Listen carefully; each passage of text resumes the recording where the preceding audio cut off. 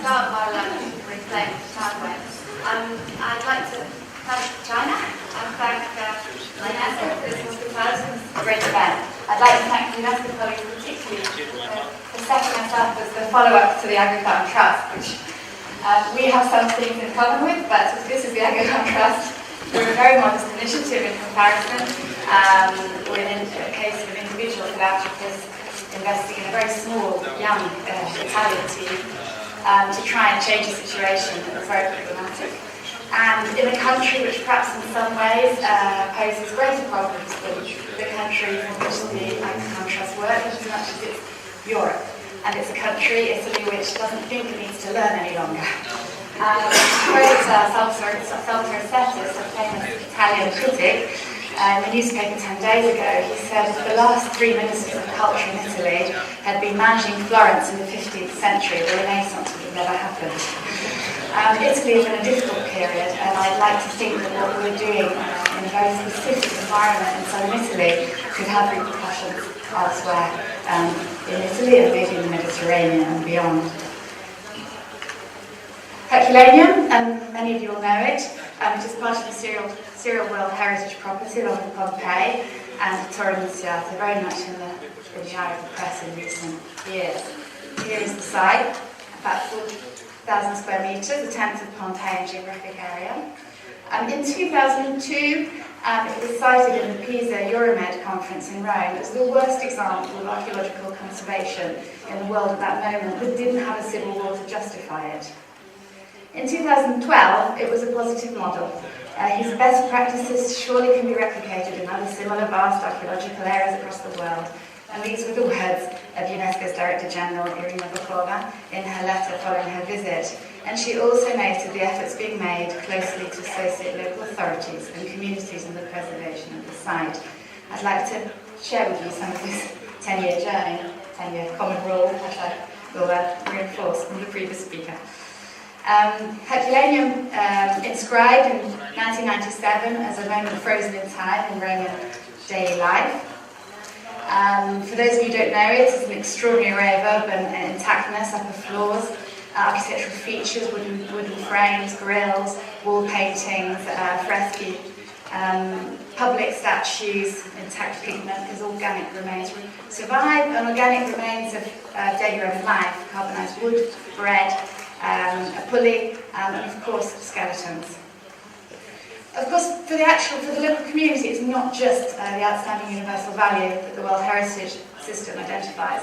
It's also a symbol of death. It's a symbol of the risks they live with every day under the Vesuvius volcano. And the visual impact of an ancient city buried in a 30-metre deep crater is in itself quite a strong message. It's also a symbol of refuge during the Second World War. The local community hid in it to hide from bombs and German invasion. It's also the local park. Green areas created around the site is the one green lung in the entire urban area under Vesuvius. It's full of pushchairs and retired men sitting on benches. It's also, more significantly perhaps in its past, the way European archaeology began. It was the first systematic mapping of archaeology of an ancient city, explored in tunnels in the 1700s, and it was really the beginning, you can say, of European tourism with the Grand Tour, as shown in the print on the bottom right. All this left an extraordinary legacy in the wider territory. This is the Royal Palace of Portici, and then from there, 1 mile south, going on the road to Calabria, there are 120 villas from the 1700s. It's also taken on extraordinary value for the campaign that was launched in the 1930s, initially under fascism and Mussolini, that dug with 20 to 30 metres of rock away and open-air excavated most of the site under the command of the archaeologist Amadeus Maiuri. His campaign gradually reconstructed the city on the basis of the archaeological evidence that was so intact that he found. What is memorable today about this campaign is its coherency and the enormously advanced for the era interpretation approach. This is possibly one of the first open-air museums to be created. What's very poignant is this is a photo from before the Second World War. The bed today has gone through I'm not a terribly happy lifetime. In the late 20th century, things began to go wrong. And this is the same bed, very recently. Collapse, water falling in, a roof collapsing, and so on. What went wrong? A lot went wrong. Basically, from the end of Mayuri's era, maintenance ground to a halt, conservation measures were no longer taken, and vegetation decline set in. Collapse, building after building was closed to the public, and thus the moment they closed, they're ignored. Decorative features, masonry erosion, pigeon excrement, vegetation, salts, peeling paint layers, we had it all. And all this, together with visitor statistics climbing faster than Pompeii, this is before the project became famous, which also attracted more visitors again in recent times. Greater and greater visitor numbers in an ever-decreasing physical area of the site. Less than a third was open to the public. Now then, just to take a different view of Herculaneum, this is what visitors see today. You'll see Vesuvius, the volcano behind. This is what the local community see. That's Herculaneum. The contrast is notable. This is the view from the neighbouring residential quarter. We call this the Berlin Wall. And this is what it screens. It sits here. This is the road I just showed a photograph of. That's the Berlin Wall. And it screens the local community from these treasures of its past. This is the local community, the residential districts around the ancient, above and around the ancient site, that were heavily penalised by the open-air excavation, especially towards the end of the campaign in the 50s. But the vibrant involvement they had in the life of the site, through excavation, conservation work, and rolling maintenance contracts as in-house staff, meant that community, even though much of it was displays, families were concentrated into smaller areas, they had a positive relationship with the site. This all, just in the same moment when the management of the site declined, from the 70s, 80s onwards, the relationship between the community and the site, in parallel, declined. The two things are naturally linked, as you all know. The area I'm speaking of is the red circle, which connects ancient Herculaneum to the medieval village centre of Resina. Now, I'd just like to move over here. We didn't learn from our mistakes. In the 1990s, just as the site was at its most acute point of collapse and neglect, in came high-level ministry politics and greed and the hunt for the classical text of Villa's papyri, and that green line indicates the vast excavation carried out with no conservation agenda in the mid-90s. We use this often for econ training courses as a lovely exercise in how our generations failed. This excavation, first time in the history of the Port Authority that there are no archives, there's very little archive documentation. The entire system failed. This is the wound it created in the local area, and this is the entrance, still not open to the public. And it took away from that local community its agricultural areas to replace them with this. This is the view from their back gardens. This huge wound. That miserable affair on the far right is the villa of papyri. Was it worth it?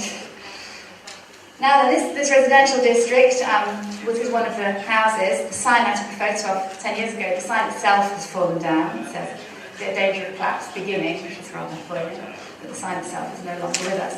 Indicative of a sort of wider failure in the management system, which clearly wasn't working with the local community, is the site museum. Built in the 70s, it's one of those fantastic examples of upgrade after upgrade to meet new legal regulations, health and safety regulations. Every time they did it, they were already out of date by the time they finished. And today the building, 30 plus years on, is still not open to the public, and the phenomenal collection is not accessible. We have to acknowledge this Heritage Authority has one heck of a lot of heritage to look after. The red dots are the responsibility of the Vesuvian Superintendency, which recently merged with the local Superintendency. What's interesting is since 1997, when this Superintendency, this Heritage Authority, got autonomy from central government, just like Rome, there were two management experiments. Income climbed enormously. So whereas in the 80s and 90s it was lack of money was a crucial factor, from 1997 on, that is no longer the source of the problems, even though it's commonly claimed as the source of the problems. The annual income for the Pompeii sites is equivalent to many countries' entire budget for heritage, and the contrast with the Naples area, which is more typical of the rest of Italy. And as the superintendent himself, the one who worked from 95 through till 2009, Pierre de Bourse said, there's nothing more frustrating than having the resources, but not the management system to let you use them. What's also interesting rather, is the last 10 years in which money has been available and the fate of Herculaneum and Pompeii have been so different. And here we'll talk about PPP. You all have read in the press about the collapses at Pompeii that continue. Whereas in Herculaneum we have a rather happier scenario. Perhaps yesterday a lot of measuring was discussed. In the world of easy things to measure, one of the most concrete expressions is the areas now open to the public as a result of conservation work done. I also work for e-commerce consultants. Some of the things we've been developing for the new World Heritage Manual on managing cultural heritage management framework to try and explain how we've done this. There were clearly huge shortcomings in the core elements of a management system, the institutional framework, the legal framework, and the resources. What our project's done is it's tried to build on existing positive phenomena, something that's crucial for PPP. There were already some good things happening. One is the public park that was created, uniting City Council, Superintendency, Heritage Authority, and European Money and Regional Council. We've built an existing collaboration. We came in and drew up first a direct agreement between this American foundation, the Packaging Managers Institute, and the Heritage Authority. In 2004, using new legislation that let the private partners act directly, we could commission conservation work, which was unprecedented in Italy. We brought in an Italy-based research institute to reinforce the operational capacity, because what the superintendency needed wasn't cash, it needed operational management capacity.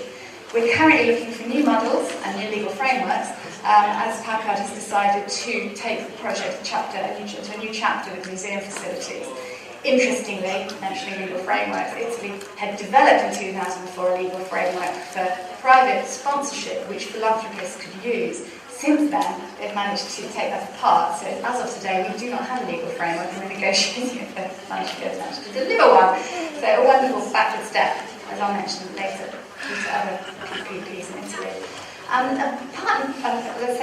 Above and beyond this specific conservation programme, which has a finite lifetime, we still haven't quite worked out how long, but it definitely needed to be more than 10 years, and it is, and it is carrying on for the time being. Knowing that this has a finite lifetime, and its agenda is always to be handed over and to carry on, for the public authority to carry on solo, we also worked with local partners to create a cultural association that builds bridges with all local stakeholders and international stakeholders. The coming together of all these is really what has made the project what it is in the last 10 years. I apologise for the out-of-date Prime Minister and Minister of Culture, you'll understand it's very hard to keep up. We're basically looking at the fact that the partners came in at the regional heritage authority level. I swear this PPP would have never happened if Packard had to dialogue with the ministry, which is a monster. We were dialoguing with a very well-focused local heritage agency, very significant. The private partners united their own freelance specialists, of which I'm one, all the rest are Italian, with the public officers, so a complete joint team, very much tied into the management system, the existing management system. We in turn pulled in lots of partners, from local schools to Getty and Ecrom and whoever else we could get our hands on, and pulled together a load of energy to try and really shift the whole approach, which was in the wrong direction. And the one thing, it's very hard to measure what we've achieved, but the one thing we've achieved is a change in direction, and the difference between Pompeii and Herculaneum today a testimony. Our processes, there was a lot of progress to be made. Planning was still in the world of shopping lists. We tried to shift it to be more cyclic, interdisciplinary. We tried to introduce an objective-based work mentality with project management, program management. We've done lots of things. We sorted out the sewers, we did roofing, we improved site access to reduce management costs. We've done emergency works, maintenance. We've invested in long-term resources for long-term site management, GIS databases, planning tools, and so on. We've also tied into European-funded initiatives that the superintendency was taking forward and complemented them with things that the superintendency wasn't managing to do. A poignant example of European capital money paralysing Italian public institutions so they can't do their routine work. So basically, for 6 years, they did infrastructure projects, bridges, escarpments, and we did what the local heritage authority should have been doing, routine site management. There's a huge question, I think, over how European money comes into the cultural heritage sector. We also tied into programming to the point where today we do a lot of planning with the public funding implementing the project, so making the most of the team, the skilled team we've developed. These are some of the outcomes: restoration work for a house, we open the ancient shoreline to the public. We've also dedicated a lot of energy to administrative issues, health and safety, which in Italy has inhibited a lot of productivity, in-house workshops closing because of health and safety standards not being met and things just not happening. I showed these 2 slides, which are a wonderful poignant summary of how health and safety has shifted in 40 years. We also addressed key issues like the distribution of liability in the Italian system. Public officers take an enormous amount of liability and are not given incentives to manage it. And outsourcing was never acknowledged as something, a discipline that people needed to learn about. We've addressed a lot of administrative issues. We've developed tools for monitoring and future planning, so there's a way of measuring progress. And also sort of entrepreneurial mentality, understanding real costs, because one of the huge problems of the Italian public procurement route is the way contractors can, with endless anti-mafia rulings, can still manipulate prices phenomenally. And also all our data information has helped access, using it to map and optimise visitor access. And in terms of results, we have the obvious concrete, tangible outputs, which are, this was the state 10, 20 years ago, which I just did. That's the situation today. Again, I'm sorry, I'm going far too fast. This was before, and this is after. Experimental roofing, like experimental low-cost roofing. Work on structures, on roofing, work on infrastructure sewers, work on decorative features, and work on unique architectural features. Methods and guideline results, and of course those all-important results of greater access, not just to the site, but more broader itineraries, and including access for wheelchairs, pushchairs, the partially sighted. We've got a lovely itinerary called the multi-sensorial route.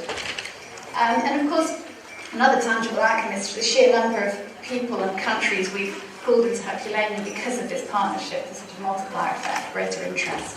In terms of outcomes, the broader impact, all this network creation has had its consequences.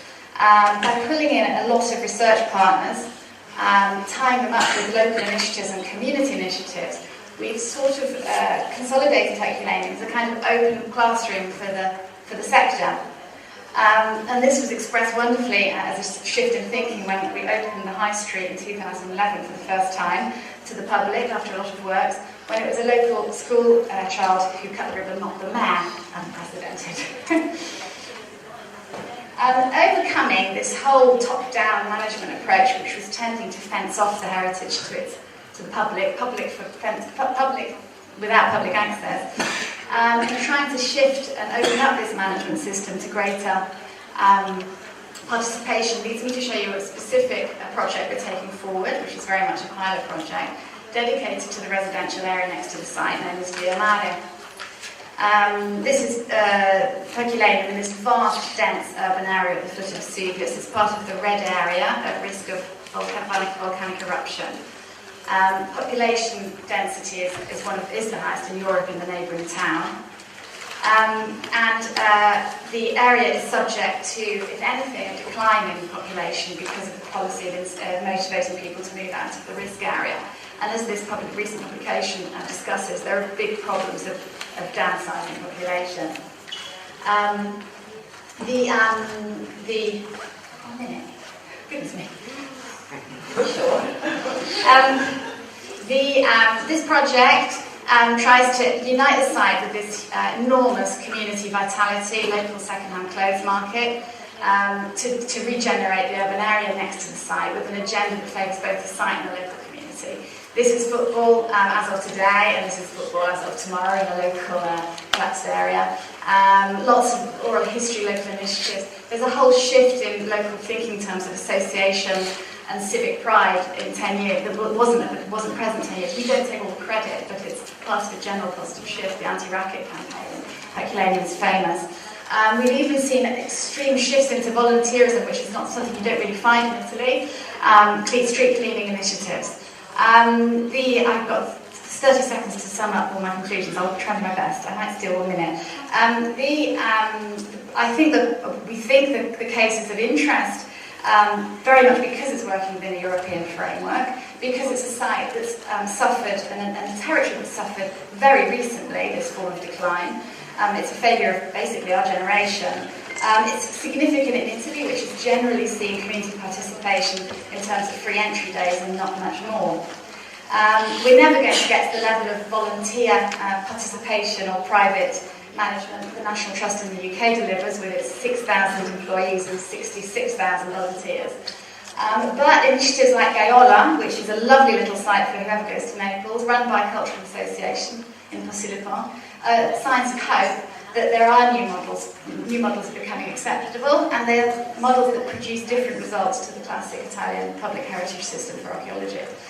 The shift we're looking at is something that the natural heritage sector did ages ago. We're catching up, and it's far more significant, as I said, than the free entry ticket.